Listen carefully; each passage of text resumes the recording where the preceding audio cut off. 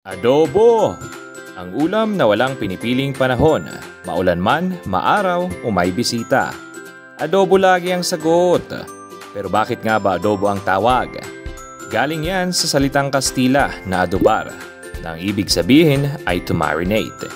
Nakita kasi ng mga Kastila na may lutong Pinoy na binabad sa sukat asin.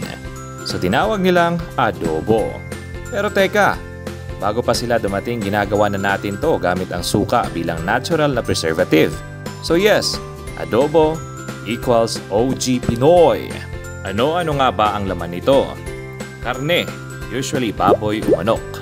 Suka, para maasim ang feelings mo.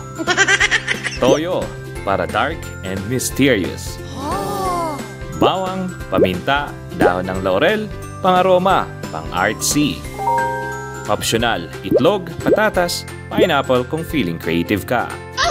Mga iba't ibang version. Adobong puti, walang toyo pero may gana pa rin. Adobo sa gata, creamy at dreamy like your crush. Adobo flakes, pang breakfast o pang flex. Vegan adobo, para sa gustong healthy pero ayaw magpaawat.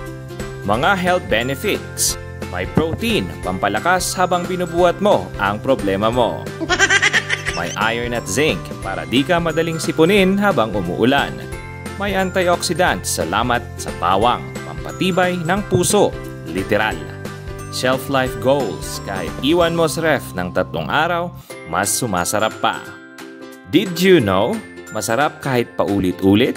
Parang ex na di mo mabitawan. May adobo festival pa sa ibang lugar. Hindi pa siya official national dish, pero sino ba ang kumukontra? Kaya kung gusto mong ulam ay laging handa, laging masarap at laging may ambag sa kanin, adobo ang sagot dyan. Walang arte, basta may lasa.